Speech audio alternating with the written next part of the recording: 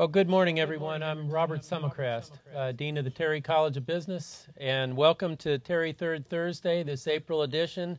And as always, welcome to our Executive Education Center here in Atlanta, the TEAC as we call it. As you hear me say every month, we couldn't bring these Terry Third Thursday speakers to you without the support of our generous corporate and media sponsors. And I want to, first of all, recognize our corporate sponsor, Bank of North Georgia. So can I get the guests from Bank of North Georgia to let us recognize you?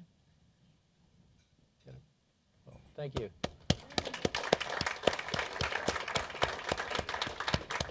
And now we've got our media sponsors here. The Atlanta Business Chronicle and Public Broadcasting Atlanta are our media sponsors. So thank you very much. Before we get to today's program, let me look a little bit into the future. In terms of upcoming programs, University of Georgia is marking its 225th anniversary. That'll be this year, and throughout the spring, the university has a whole series of special events to mark this occasion.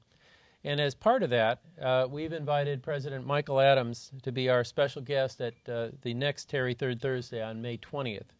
President Adams will be talking about UGA's present and future, and we know he'll want to acknowledge and recognize how far we've come in our 225-year history, so I hope all of you will join me for that. In June, we have one of our own alumni board members who'll be our speaker. That's James Shepard. He is the co-founder and chairman of the renowned Shepard Center, and James will be talking about the Shepard Center's mission, restoring hope and rebuilding lives. Coming up in the summer and fall, we've got a number of speakers set up. We'll have Ken Stewart from the Georgia Department of Economic Development in August. Gina Drosis of Procter & Gamble will be our September speaker. And in November, Steve Green, who is chairman of the Georgia Ports Authority. A week ago, we had one of a whole series of events that is marking this spring season for the Terry College as we get closer and closer to graduation. We had our Terry Honors Day where we used out the new and improved Tate Student Center for the first time, and I think it was a terrific way to recognize some of the achievements of our both undergraduate and graduate students as they approach their graduation. On April 24th, we have our biggest night of the year, which is the Terry Alumni Awards and Gala. This is something that our alumni board hosts for us. It'll be at the Intercontinental. And, of course, this is an event, in part, to benefit the Terry College.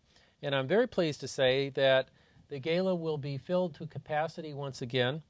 The board has met all of its fundraising goals for corporate sponsorships, and I'm sure that the auctions that we have are going to be very successful as well. So congratulations to the Alumni Board, and congratulations to Jill Walton, our Director of Alumni Relations. Last thing I want to mention is a new tradition that we've got at the Terry College. On May 1st, we're going to have our first Terry College graduation convocation. As those of you who graduated from Terry know, in previous years, Terry graduates, for the most part, were part of the university ceremony and were recognized in mass. This year, in addition to the official ceremony where degrees are conferred, we'll have a ceremony for the Terry College students where they get to come in academic regalia and are going to be individually recognized as they walk across the stage. Dan Amos, the CEO of Aflac, has agreed to be our keynote speaker, and I think it's going to be a terrific occasion for students and their families. Now, on to today's program. We are very pleased to be joined by Coach Mark Fox. It was just about a year ago, back on April 3rd, 2009, that Mark Fox became the head coach of the Georgia basketball program. Before coming to Georgia, Mark enjoyed 5 successful years at the University of Nevada. His Nevada team won or shared 4 straight conference titles and played in 3 consecutive NCAA tournaments. And it's not surprising to me that he was named the Western Athletic Conference Coach of the Year 3 times. Mark was an assistant coach at Nevada before he accepted the head coaching position. During the 1990s, he also served on the coaching staffs at Kansas State and University of Washington, and that's where he got started in his coaching career. Although Coach Fox and the Georgia team were disappointed in not reaching postseason this year, there were clearly signs of improvement throughout the year. The team improved its overall total win record and its SEC total win record over last year. We've got 2 sophomores on the team that are probably the most talked about players in the SEC. And the team was playing clearly better at the end of the year than as it started, and they got into the second round of the SEC tournament. So that brings us to the point as Coach Fox moves out of first year into year 2.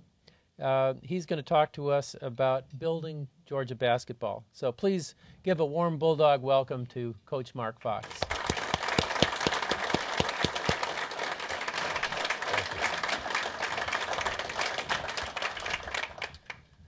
I know why he's the dean. He said Nevada right. That's one of the few people all year that got that correct. So, you know, when I was first invited to speak, I was a little taken back, and I told my assistant Pam, I said, "Is the economy really that bad that they got to come down to a basketball coach to speak?" But I am delighted to be here with you. It's been a great first year for me, and you know, I think. As I told my staff about a year ago, that, you know, you really only have one chance for a good start, and hopefully we were able to do that. But you know, it's interesting when you do take over a new team.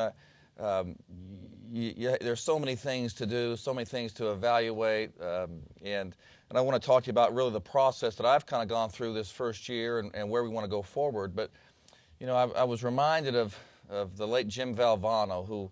Those of you who follow basketball will know who Coach Valvano was, but those of you who do not, Jim Valvano was the coach of NC State, who won the Final Four. I believe Georgia was in that Final Four in '83, but a last-second shot, they beat a Houston team that was ranked #1 all year, and it was a huge upset. And Coach Valvano died of cancer, you know, 5 or 6 years later, well, maybe 10 years later, I guess, before he passed. And was a real iconic figure in our sport. But his first head coaching position was of the freshman team at Rutgers University. And he was named the freshman coach at Rutgers. And in coaching, when you finally have your own team, that's a big deal. You know, you're not the assistant coach. You're the one that gets to stand up and talk to your team. And Coach Valvano told his wife, he says, "You know, I have my first team meeting tomorrow, and I need to find out what to say to these kids." And so he says, "I'm going to go to the library. I'm going to research these great coaches." And so as a basketball coach, he went to the library and he researched John Wooden and he read about Coach Wooden and some of the things that he did. And then he went and he read about Red Auerbach, the great coach of the Celtics, and he read about some of the things that he did. And he wasn't satisfied with anything that he found. And so he said, "Well, let me try some football coaches." And he researched Bear Bryant and didn't really find what he wanted, and stumbled upon the great Vince Lombardi. And the story is, when Lombardi took over the Green Bay Packers, he set a meeting for 10 a.m. And at 10 a.m., the players were all seated in a room, and Lombardi stood outside. And the owner says, "Are you ready to go in and meet your team coach?" He says, "No, let them wait." And as they waited, the players were inside, and they said, Who's this new great coach? I mean, you know, you're supposed to be on time in sports. You know, every coach I've ever had is be on time. And who's this great coach we have? He's not even on time. And the players waited, and about 5 minutes after 10, Lombardi walked in the room, and he said, "We will be successful this year if you keep your mind on 3 things, and these 3 things only: your religion, your family, and the Green Bay Packers." And these guys were just... And they were in awe, and he had their attention right away. And they went on, obviously, to win the first Super Bowl, and his name's now on the championship trophy. And Valvano's in the library this day, and he finds this story, and he goes home to tell his wife. He says, "I got it." You know, and he tells her the story about your religion, your family, the Green Bay Packers. He says, "I'm going to go in there tomorrow, and I'm going to tell these kids that we're going to be successful this year if you keep your mind on 3 things and 3 things only: your religion, your family, and Rutgers basketball." And she says, "Honey, that's great. I'm so excited for you." And so he goes to sleep, gets up the next day, and he goes to the team meeting. The kids are there at 3 o'clock, and these are freshmen. These are 18-year-old kids. And so you can imagine what they're doing as they wait for the meeting to begin at 3 o'clock. And all of a sudden it's 3:01 and 3:02 and 3:03. And Valvano, young Valvano's outside, and he's saying, "You know, your religion, your family, and Rutgers basketball." And he goes in to see his team. And he says, guys, I'm Coach Valvano, and I want you to know that you're going to be successful this year if you keep your mind on three things and three things only: your religion, your family, and the Green Bay Packers. And you can imagine these kids were like, what kind of coach do we have, you know? And so you really only have one chance for a good start. And I'm not sure how Coach Valvano's first season ended up with the Rutgers freshmen, but I don't know if they got enough attention in the media for it to really matter. But we felt it was important this past year to really establish some things, to give our program a chance. I'm honored to be the coach at Georgia. It's a real privilege for me to wake up every day and do what I do. This is a wonderful institution. It's an institution that its reputation runs worldwide. You know, not nationwide, not just in the South, but it's respected worldwide. The Terry College, certainly is a huge part of that, and I just feel really blessed to be able to do what I do. But in the process of rebuilding, we first had to evaluate so many different things, and the first thing is the people. The people often make the place, and I'm blessed to work with so many great people. Arthur Johnson is here today. I think J. Lo is here also in the back. And as I came to Georgia, I really wanted to evaluate a lot of things. And in my first meeting here in Atlanta with Dr. Adams and Damon Evans and Arthur and Frank Crumley, I was able to really see the philosophy and values that were very similar to my own, and I felt very good in my initial meeting before I was even offered the job about the vision that these gentlemen have for the University of Georgia, our athletic department, and our basketball team, and so I really felt good about the people that we'll be working with, and it's amazing how the people can really change your experience. A couple weeks ago here in Atlanta, my wife and I took another couple to dinner. And my children were with us, and I have a 9-year-old son and a 7-year-old daughter, and we were at an event over here, and so we said, let's stop and eat at this restaurant on the way home. We've been there before. It's a terrific restaurant. You're going to really enjoy the food. I won't give the name out because the story is not as positive as maybe they would want it to be. But we'd been there several times. It was always very, very good food, and we went there this Saturday afternoon, and again the food was terrific. But the waitress it's really the only time in my life I've had a waitress that she didn't want to be there. The service was poor, she was rude, she was not friendly, she wasn't informative of the menu, and I have a 7-year-old child, and she's pretty, into all the things most 7-year-old girls are into. I mean, she's into, her gymnastics, and she wants to make sure her hair is done right and that everything has to match, and she likes to get new earrings, and she's not usually worried about these types of things, but we were there for 10 or 12 minutes, and she says, Mom, this waitress, I mean, she's...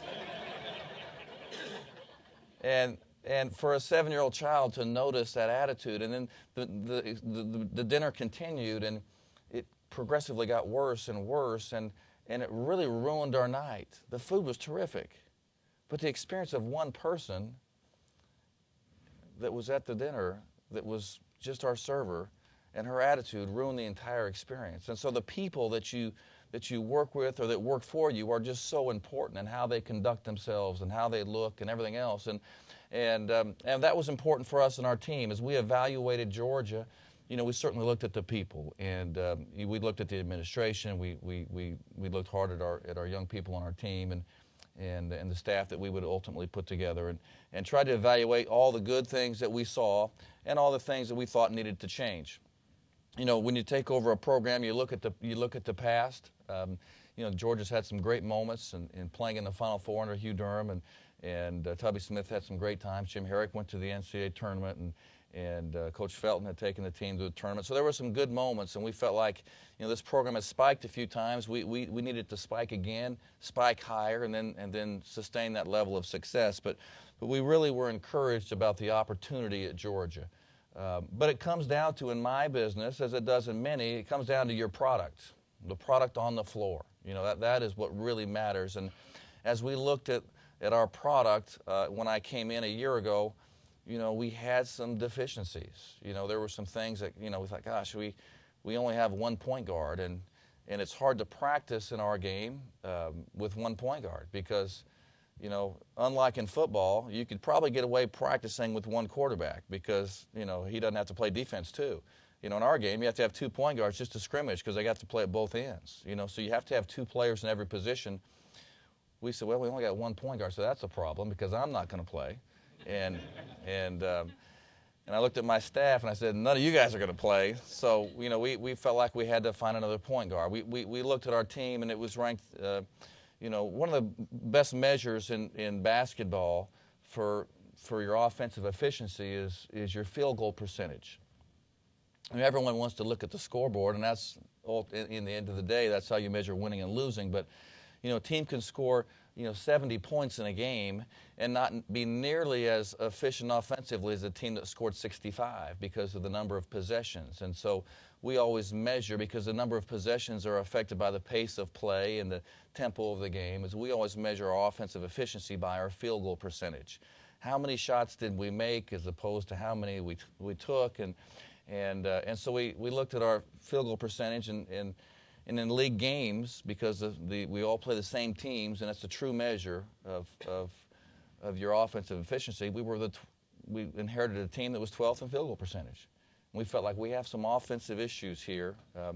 Only one point guard, not a team that's playing at a high percentage. Leading scorer in Terrence Woodbury's leaving, and we felt like, okay, we're going to have some challenges on the offensive end, and those are, you know, certainly some areas that we felt like we would have to address. But it's still, when I looked at our team, I felt like we had a group that could maybe, if they played the game the right way, achieve a little more than most people thought. We came out this year in the preseason polls, unanimously picked to finish in last place. That's not a fun article to read in the paper, but you know, we felt like we did have a team that could give us a chance, and I felt like because of the people and because of the university and because of all the things that surround Georgia, that there was great opportunity. I tell my staff that we all are given each day an equal amount of time, and that amount of time must be used efficiently. We talk with our team about that, how everyone has the same amount of time, and it's important that we use that very efficiently. We also have a finite amount of energy. You know, everyone doesn't have the same amount of energy. Some people have more than others, you know. Someone stopped me here earlier and said, you know, this is really, your profession is really a young man's profession right now, and because of the amount of energy that's required, and until you can become an iconic figure that just can pick up the phone and tell a recruit he's coming and not ask him to come, you know, it's really, in some people's eyes, a young person's profession. I'm not sure I disagree with that. I know 15 years from now I will. But we have a finite amount of energy. And it's important, and we talk with our team, we talk with our staff about spending your energy and your time on what correlates to winning. As we evaluate our program and as we reevaluate our program, and every 6 months I try and sit down with our staff and we go through, okay, these are things that are working, these are things we have to change, just like many of you do in business. But to become efficient in our use of time and our use of our energy, you know, the bottom line is everyone says just win. Well, there's so many things that can get in the way of winning and that can take your time and can take your energy. And if you spend your time and energy on things that are solving problems that get in the way, that takes away from the time and energy you can spend on the things that can raise the level of your program. So we've spent a great deal in year one as a coaching staff trying to really you know, get the preventers out of the way. You know, the only preventers that don't work is the prevent defense in football. You know, I just hate it when and you're watching a game in the NFL and they go to the prevent and that team marches right down the field, and then, you know, you're hoping they miss the field goal or they don't get the last first down. But there's a lot of things in any profession, and in athletics included, that can prevent you from getting things done. And we've tried to become, you know, very efficient in our approach and avoid those things that prevent you, correct the ones that do come up, and then hopefully be better off because of it. But as we go through the process of rebuilding, we talk with our young people about the process of winning. As I came to Georgia, I met with a group of young people, and and I talked to them about what we thought we were going to eventually be able to build at Georgia, and that we felt like this was an elite institution in the country, that we lived in a wonderful region of the country, that we played in a terrific athletic conference, and that our basketball program ultimately should be an elite basketball program, and that they were going to help us in that process. But as we looked at this team, and as they read the paper every day, they looked around because they were admitted to Georgia. They're pretty bright, young, intelligent guys. They realized that they have some major steps that they had to take, and that this year was going to be a little bit of an uphill battle. For me, personally, I had to get this team to accept the term rebuilding. I used the story. You guys watched the show, and I can't think of the name of it, but they knocked down a house, and then a week later they've got a new one. Anybody know what's the name of that? What? Extreme Makeover. My children watch that program, and so I use that example with our team. I said, if they can knock down a house in one afternoon and then rebuild a new one in a week, I said, we ought to be able to build this program a little faster than maybe anyone's giving you credit for. And fortunately, our players bought into that. They go, okay, that makes sense. We can give ourselves a chance here, and we can control, even though we are rebuilding and we've accepted that term rebuilding, we can maybe do this a little faster because we can control a lot of these things. We have a team meeting on the first day of every school year, and we do it every year. And I say the same thing, and I'll do it this August again. But we sit them down and we tell them, okay, this is our team. These are the members that will become a team. This is the expectations that you have. We expect you to be a good citizen of Georgia. We expect you to follow the rules of campus and society and everything else. And certainly you're going to have a slip up here or there. I mean, I got a speeding ticket the other day, so I'm not perfect either. My son's in the back. Dad, you think you can get out of that? And I said, I don't think so. I don't think so. I said, if your sister was here and started crying, maybe, but we do. We're going to have a slip up or two. So I can deal with the minor thing here or there. But we expect them to be good examples to young people. Last night, great story is when I came to Georgia and leaving Nevada, my son was just upset. He was on a baseball team that he loved. He had a group of friends that he really enjoyed, and he had to leave a school that he really was having a great deal of fun and experiencing, and he was sad to leave all of his friends. He didn't understand moving, and I was on an airplane, or I might have been with Arthur getting ready to get on an airplane, and my wife said, I'm going to have to sit our kids down and let them know what's going on here. And my son broke down in tears, and he was really upset that he had to leave. And then all of a sudden he figured out that the Atlanta Hawks are just down the road from Athens, and the Atlanta Hawks play the Cleveland Cavaliers, and LeBron James plays for the Cavs. And, I just might get to beat LeBron James. And so last night we were able to get that done. But I tell our team, I said, when I was a kid, I grew up in the state of Kansas. I grew up in a town that was, when I was young, was 4 hours from an airport. And ladies, it was 4 hours from a shopping mall, too. But when I grew up, we watched, the University of Kansas and Kansas State play, and Rolando Blackman at Kansas was one of my heroes. And, we looked up to those guys. And then to watch, Larry Bird play and Magic Johnson and Dr. J. And as a kid, I remember those guys being my heroes. And then, for my son to see LeBron James as one of his heroes and someone he really looks up to, and then for him last night to meet LeBron, and for LeBron to say, hey, come here, man, let's take a picture and come over here and rebound some balls for me or do whatever. It made my son's night. But I talked to our team about, at the University of Georgia, there's a lot of kids that in the afternoon on Saturday, they go out in the driveway and they shoot around. And I told Travis Leslie, who Dean mentioned has made a lot of highlights this year. But there's some kid in the driveway pretending to be Travis Leslie, or pretending to be Trey Thompkins, and they have to remember that as they function and live, because there's young people that look up to them, and that's one of the things that at this level is a responsibility that they have to accept. But we expect them to be good citizens. I talked to them about that we expect them to be successful academically. Not every Not every student is prepared equally when they come to college. You know, not every kid came from a home.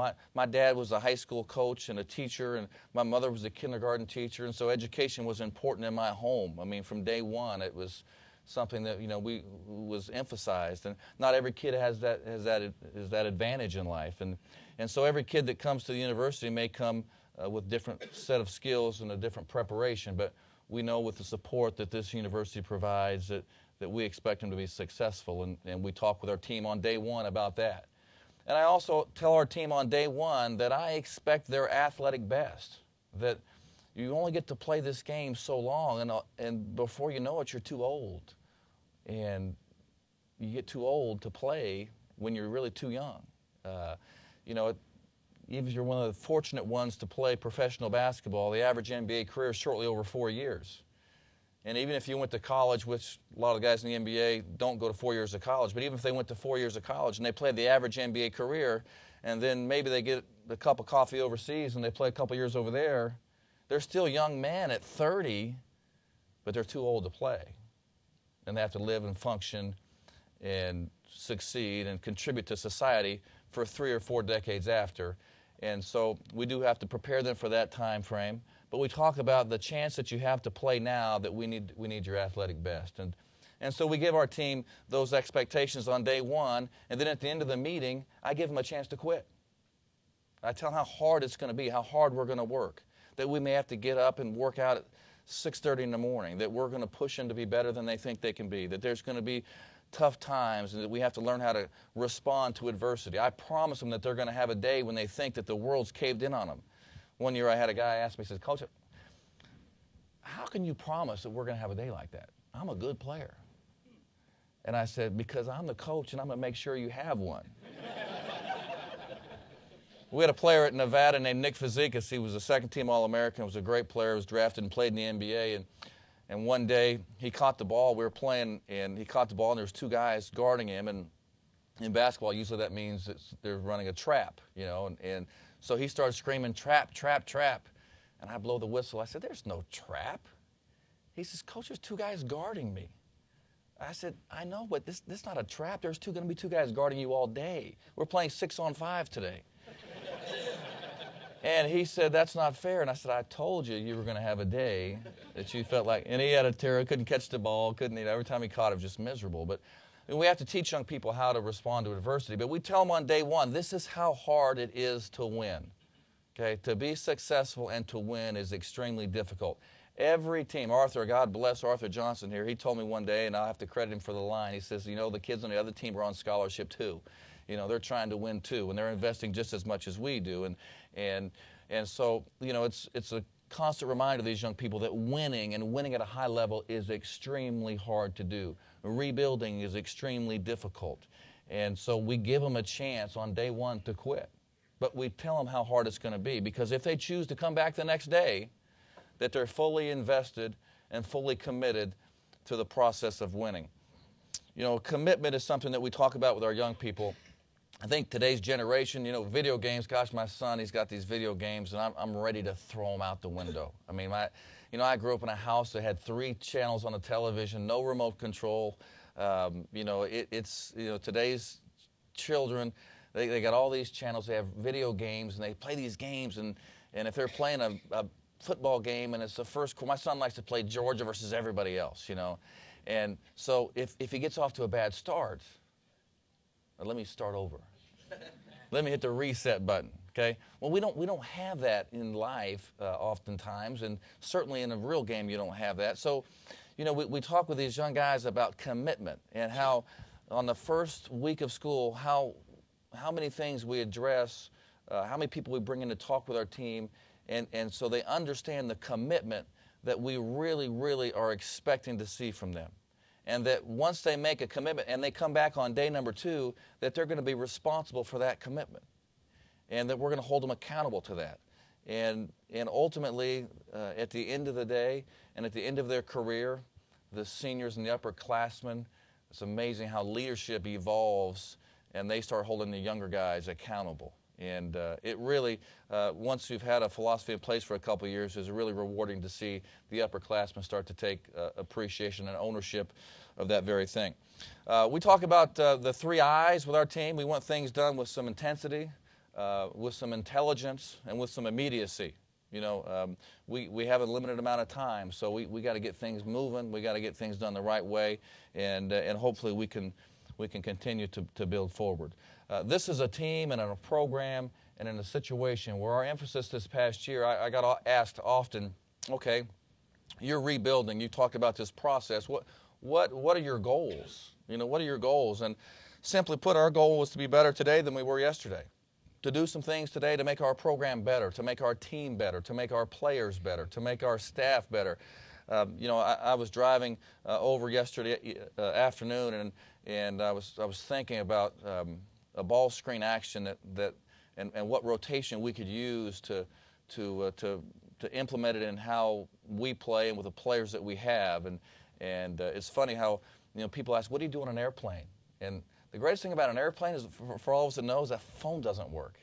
You know, and you get time to yourself to really think. And I do that oftentimes when I drive is I have time to think. And if you ever are driving next to me, if you see me writing over in the console, it's just a little, you know, wrinkle or something. It's just probably not smart to do. But you know, we're always trying to improve and grow our program. And our goal all year has been just to be a little bit better, a little bit better, and a little bit better every day. I grew up in the state of Kansas. I came to Georgia, and we have such great tradition in football here. And I mean, it's phenomenal. Mark Richt has become a very dear friend, and I've really enjoyed the relationship with him and the experience of Georgia football. But when I grew up in Kansas, one year, the University of Kansas, where I got my master's degree, and Kansas State University were both 0-10, and they played the last game of the year. And so the media named it the Toilet Bowl. And this is a true story. And they played the game, and they tied. They tied. And so I didn't grow up watching great football. You know, I grew up as an Oklahoma Sooner fan because the teams in my state weren't winning. But, you know, it's amazing how, you know, the tradition of football at Georgia has developed such a passion and following with our fan base. And I've really enjoyed that. And I think that as we look at our team and people ask, well, you know, Georgia's been a football school. I said, so it's been a great gymnastics school, you know. It's been great in golf. It's been great in tennis. It's a great athletic school. And we hope that we can build our basketball program to a level that will reach the same level as those other teams. As I look to next year, and as our basketball team, many of you have asked, okay, year one's behind you. You know, at least we beat Georgia Tech, right? But we look to year two, and how are we going to be next year? We're going to be a better basketball team. A lot of what we are planning to do, right now we kind of have 2 plans in place. You know, one, if Trey decides to go to the NBA. 2, if he stays. Let me rephrase that. 1, if Trey stays in school, and 2, if he goes. But really, you know, Trey Thompkins is evaluating whether or not he will test the NBA draft waters. He has made no plans to enter the draft yet. He's not decided if he's going to do that. If he does do it, he may do it without an agent and just test the NBA market to see where he stands. If he does do that, then he could decide to hire an agent and stay in, or he could just stay in school and remain as a college student and come back for his junior season. He still has another 10 days before he has to make part of that decision.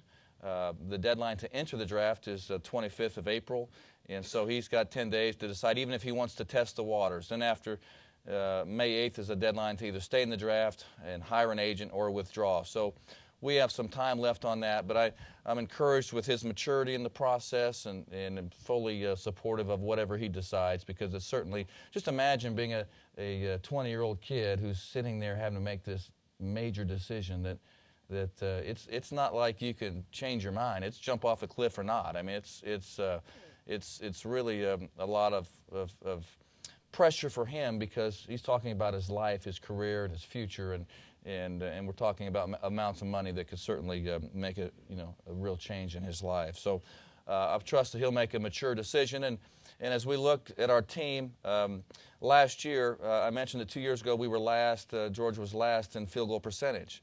This past year, in SEC games, we finished in field goal percentage #1. We were a much more efficient offensive team. And although our points per game total was not as high as I want it to be, because we played a little slower than ideally I like to play, our efficiency was much better, and that was really progress that we were pleased to see. At the other end, we have some work to do. We're not as good of a defensive team as I want us to be. We didn't have enough depth last year to play really how I'd like to play. You know, we played more zone last year at Georgia than I played in 5 years at Nevada combined. And I think next year you'll see our team play a little more man-to-man defense, quite a bit more, and be able to press and trap some and speed up the game. But we're looking forward to it. Dustin Ware finished the year #1 in the SEC in assist-to-turnover ratio, and he'll be back as a junior. Gerald Robinson is a young man who transferred to us and sat out last year, who will give us speed and quickness in the backcourt that we were lacking this past year. And so those two guys at the point will really help us. We had a great young player named Ricky McPhee, who's a terrific shooter.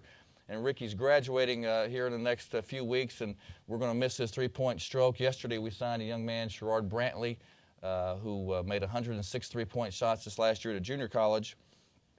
Sherrod made 106 threes. Would anybody know off the top of their head how many Ricky McPhee may have made last year in a ballpark? 30. Ricky McPhee made 62 three-point shots, I believe, last year. This kid made 106. Certainly a different level of play, but he does have the ability to shoot the ball, and that's going to be important for our team. Travis Leslie is really had a spectacular highlight reel that he put together this past year.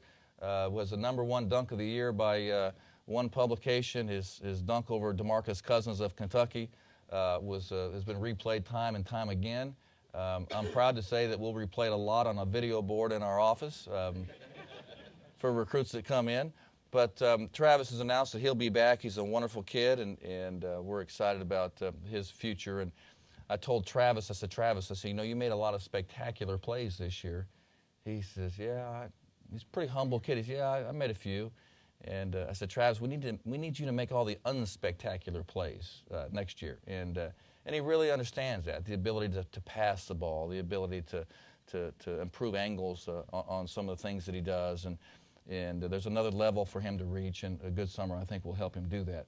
Up front, certainly, Trey Thompkins is a real key piece for us, and Trey was a unanimous pick for the All-SEC team.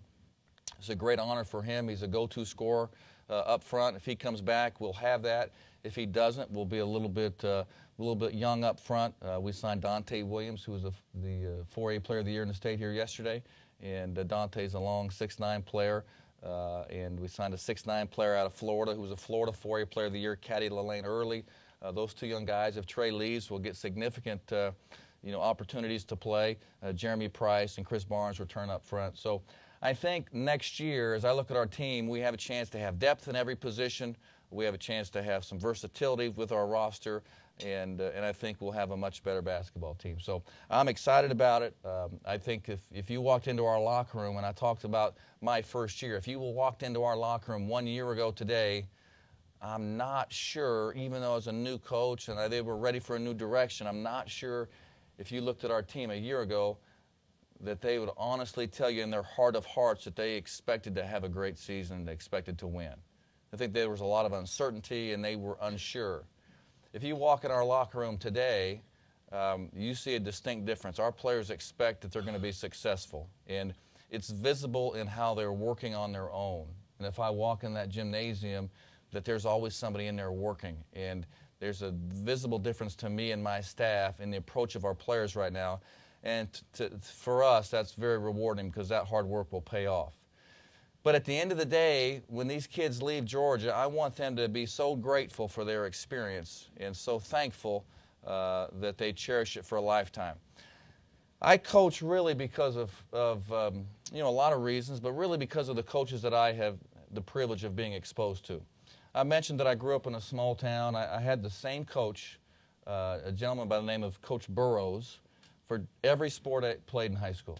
He coached us in basketball. He coached us in track and field. He coached us in everything. I was 17 years old. He was 28, young guy, and just a terrific, terrific guy. Made a huge impact on my life, and I'm forever grateful to him for what he did for me and so many other young guys. And my team laughs at me about this, but when I was in school, and many of you guys that played on high school teams, we used to get the old laundry pen that, you get done with practice and you put your practice top and your practice shorts and your socks. You stick this big safety pin in there and then you throw it in the washer, and the next day managers bring it out and it's clean. You guys remember those pins? And I was given one in 1985, for my high school team, and my brother was on the team. We had a terrific year, and it was a great experience.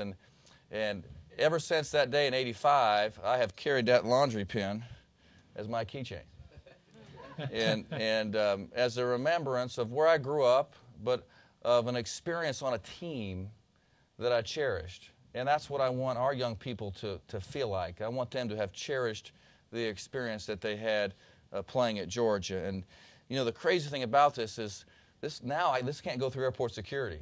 And so there have been times, that I have had to run back and have them pull my bag out so I can put it in my check luggage because I forgot. But just a small token of appreciation for an experience that I had, and that's what I want the young people at Georgia to really feel as they go through our program. So I have enjoyed being with you today. I have really cherished my first year and hope that I have many, many more. This is a wonderful school, a wonderful, wonderful, part of the country, and my family and I just feel blessed to be here. So, with that being said, Dean, do I have time for some questions, or do? Yeah, you sure do. And okay. Remember, as always, since we are doing this as a podcast later, if you got a question, please raise your hand. We'll get you a microphone. It's also a big room, so we want to make sure that everybody can hear your question. Yes, sir.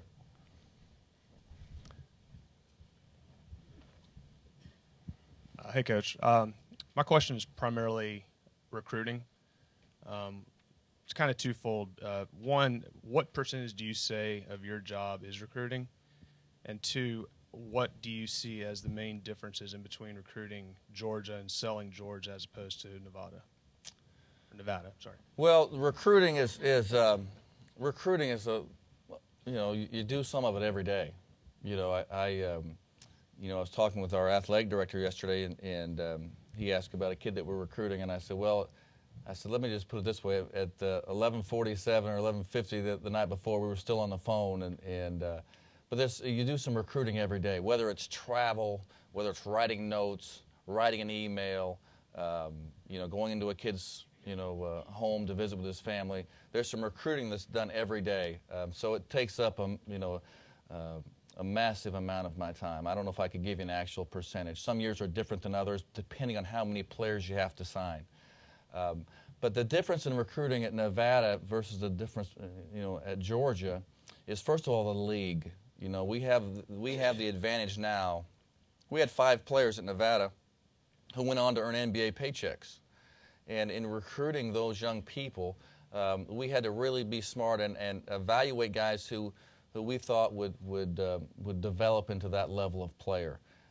When Nevada's playing in the WAC, and even though we beat a lot of teams that maybe we weren't supposed to beat, we beat Kansas and we beat Michigan State and we beat Texas and we beat a lot of teams, but we couldn't go into a home and say, okay, well, you want to come play in the Western Athletic Conference, or do you want to go play in the Big Ten or the Big 12? So the advantage of being in the SEC has allowed us to recruit a higher level of player. It still comes down to sitting down with a young person and saying, okay, I know your dream is to play in the NBA, okay? I mean, every kid we sit down with, that the reality of the situation is that is their dream, okay? And we understand that, and we're fine to partner with them in that dream. We spend time talking to them about, as I mentioned before, the average NBA career is 4 years. And even if it works out for you, and you're one of the small percentage of people where it works out, that we have to prepare you for a time frame of 30 or 40 years as opposed to this 4 over here you're worried about for later in life. But it still comes down to sitting down with young people and showing them that your dreams can come true. Every kid wants to play in the NBA. They also want to play on a winning championship level team that plays in the NCAA tournament, and to be able to show kids our vision and how we're going to create that at Georgia. and developing relationships with people, it's really the same. You know, it's not really that different. We recruited, you know, maybe much more nationally at Nevada. Nevada has 2 cities, Reno and Las Vegas, and there's not much in between except Yucca Mountain, you know, and so there's was a need there to go. We went everywhere. Several kids from South Carolina, North Carolina, New York, and Chicago. We went everywhere. At Georgia, ultimately, we'll be able to do it much more regionalized, and because there's such a great talent base here, and that's probably the largest difference. Either one. I got 2 of them here. You talked about the average NBA career being 4 years, and talked about Trey Thompkins testing the waters for turning pro. What kind of advice or guidance are you giving him about turning pro before he graduates, and then the 20 or 30 plus years he has after his potential career, NBA career? Well, my advice to Trey, that's a great question, is that I don't determine who plays in the NBA. The agents that run around and sign these players do not determine who plays in the NBA. There's 30 general managers on draft night that say, this guy's in and this guy's not, and this is who we pick.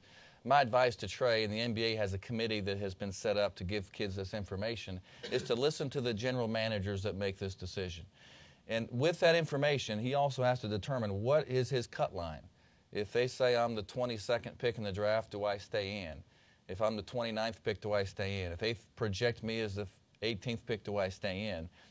And that's a decision that he has to make. You know, if you're in a draft position, and those of you that don't know, the NBA draft has 30 guaranteed salaries. If you're in the top 30, you have a guaranteed salary. It's pretty much preset. That salary is predetermined.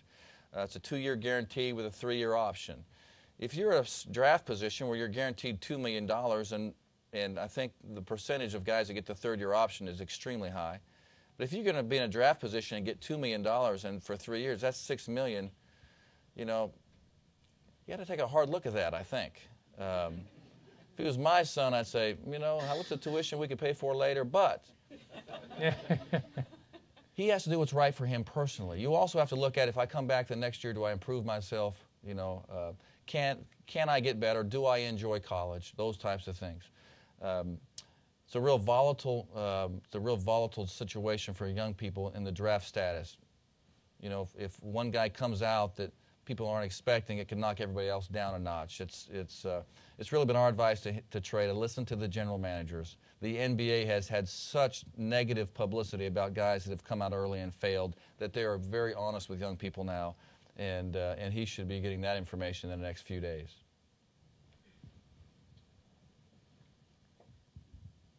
With respects to recruiting, how does the APR affect the quality and the type of player that you go after? I mean, are you more inclined or less inclined to go after maybe a one-and-done type player, such as, that's going to, it's highly ranked and recruited? The APR, he mentions the APR. The APR is a scoring index that really tracks how well our players are doing academically and if they're staying in school. For one student athlete, there's 4 points possible for the year, 2 for each semester. Did they stay eligible, which means make progress towards their degree and meet the necessary requirements required by the NCAA, and did they return to school? And if they are able to do that both semesters, they get 4 points of the 4 possible. If they don't return to school, they get 3 out of 4 if they remain eligible. If they don't return to school and they are not eligible, then they get just 2 of those points out of the 4 possible. For all of our players, and it's a 4-year average, we have to stay above 92.5% in that scoring total. So if someone goes 0 for 2 as a one-and-done player, that's a 50% score last time I checked. That doesn't do well in your mathematics. So a one-and-done player can hurt you unless you can put them in basket weaving in the 2nd semester and they can leave halfway through and still pass. We don't have that class at Georgia, nor do we want it. So I think that the APR, as we evaluate, certainly has an impact on who we recruit. We want young people who can succeed academically and leave Georgia with a degree.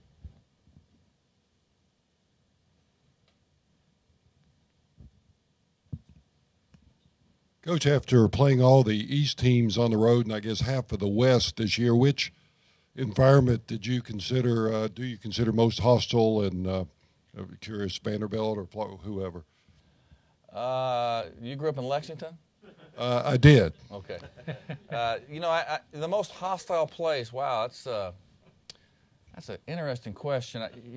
Because it's amazing when you coach, you know, you don't hear anything outside. You don't, it's like their team manager will say, gosh, did you hear that guy behind the bench? He was, and I don't ever hear it. You're just so dialed into what's in front of you. Vanderbilt, because they have the benches on the opposite ends of the floor, is a unique arena to coach in. Players probably enjoy it because they can't hear their coach at all. We played pretty well there, so maybe that's a bad sign. Arthur, don't take that back to Damon, but I think that Kentucky fans understand basketball. They have a true understanding of how to help their team. They understand that, well, we need to get a stop right here, and they can rally their team. But they're very respectful, pretty respectful, I think, to their opponent. This past year, I can't tell you that there was a lot of poor sportsmanship that I recognized. I'm sure there probably was some shouted at me or our team or whoever, but the tough places to play, we felt like that when we went to Kentucky, it was going to be a tough place to play, but it's such a wonderful experience to go play, and it raises, you go in an arena that's got that kind of support and energy, it raises your level of play to a certain extent. So it was tough to play at Mississippi State. They had a pretty rowdy crowd that day, but there's a lot of tough places to play in this league. And I think that's one thing that was important to us is that we established that in Stegman. We didn't play very well on the road this year, but we played well at home, and we have a home court advantage now. And we're going to, Arthur and Damon and Dr. Adams have invested, a plan to renovate the outside of Stegman and make the experience better for fans, and that's only going to help us. And so, if Mississippi State was one of the tougher ones last year, hopefully people will come into Stegman and continue to say that that's a real tough place to play in the league. This on? Yeah. Coach, I had not as specific of a basketball question, but just overall maybe a lesson that you can share with everybody. And you talked a lot about rebuilding the Georgia team and coming into a team that had a lot of work and had to believe in itself. What sort of advice or tips would you give to other organizations or teams or things that are maybe not performing to the level that they could on how you go in and start to change the mindset of the people in that organization or change the mindset on people in the team to start being more successful? I mean, what steps would you apply from maybe your experience to other people? I think that's a great question. I think if you have a group of people and they're not succeeding, that you have to have some catalyst for change. So I'm not sure you could take a group of young people that are all failing and say, okay, now you're going to change your attitudes, you're going to be good, without some traumatic event or some change. I think with adults, hopefully you can get into a room and say, we're not doing well here. We're not succeeding, and why are we not doing that? That professional people should be able to say, oh, we have to change. We won't play the same way next year that we played last year, nor will we play the same 4 or 5 years from now, because the game's going to evolve and change. But I do think that it comes down to a commitment for us. It's easy to explain to young people that if you'll, our jerseys have the university's name on the front. It says Georgia State name on the front, and it has their family name on the back. And we have the easy message to send is that, listen, if you'll play for the name that's on the front of your shirt, the one on the back looks even better. And so we're able to get them to play for a common purpose and a common goal. And in business, I think that with any group that maybe is falling a little short is to get people committed to the betterment of the group.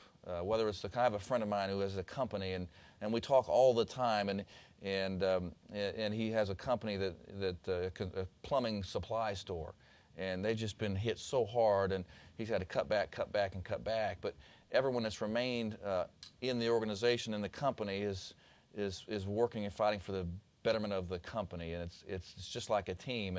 And I think that to get that commitment level, can really change things. You certainly have to evaluate what are your preventers, what's getting in the way, why are we not being as successful, what are our issues here, and what's costing us time that could be spent other places, what's costing us energy that could be spent other places, and if you're selling something, and you're having spend all your time on paperwork, well, how can we do less paperwork and spend more time selling? And those are things I think you have to evaluate, and then hopefully get everybody on the same page. It's one of the joys that I have, because I have young people that want to be on a team. They want to come be on a team. They want to. This is what they've chosen to do, and it's not like it's that I'm dragging them to work every day. Got time for one more question. Hey, Coach. First and foremost, I just want to thank you for making UJ basketball exciting again. But I have a two-part question. I think a great characteristic of managers and leaders is not really how you manage the highs, but how you manage the lows. I think with this season we had some great moments, but we also had some disappointing moments. So if you could kind of walk us through your mental process after a game or a disappointing moment at Georgia, and just kind of how you digest that situation and then assess it and then go I into don't work. digest a tough loss. I throw up. And then, how you go into work the next day with a positive demeanor. And then the second question is, how do you feel about Dwayne Poley? Can't take the second question, but the tough losses are a part of what we do, and they are a necessity to win a championship. I tell our team that we are going to use the agony of defeat as part of our investment. We had some agonizing losses this year. Matter of fact, one of the front office people from the Hawks yesterday was talking about our game at Vanderbilt, and where a kid made his only three of the season to cut into a lead, and then we missed 2 free throws from the number one free throw shooter in the league, and then got beaten overtime, and what an agonizing defeat he said that had to be, and those things are going to happen. But I think with this team, one of the things that I always tried to do was have a plan in place for, if we lost or if we won, what message did I want to send? We had a game at Missouri this year, and we just got blitzed, and their style of play was exactly what our team did not need to see all year. It was really, it's just one thing we were not going to be able to deal with, and we looked at that game and thought, gosh, that's a nightmare, because they press, they wear you down. We have 1-point guards, as I said, with any experience. We're not a team that could break you down the dribble, and it just wasn't what we wanted to walk into. And we're playing on the road, and they'd won 43 in a row at home or something, and our next game is Georgia Tech. And so I go into that game realistically knowing, okay, it'd be great to win this game, and if we do, this is going to be my message to our team. But if we don't,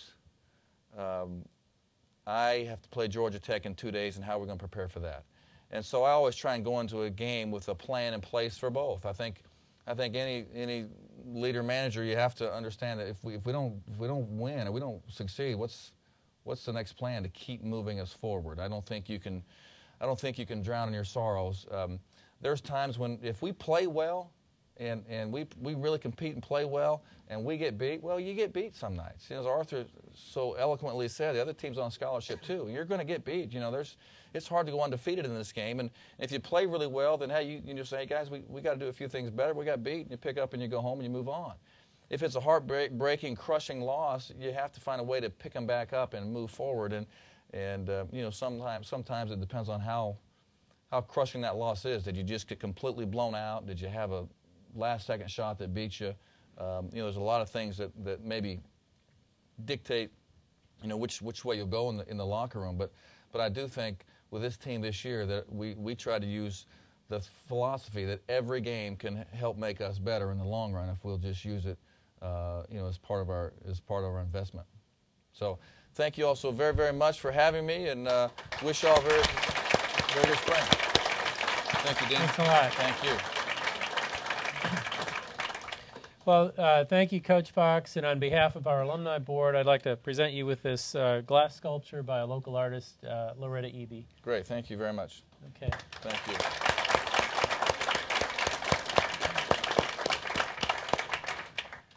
Remember, as you leave, tell the parking attendant that you were at Terry Third Thursday to get you out of the deck. And I hope to see you back here next month.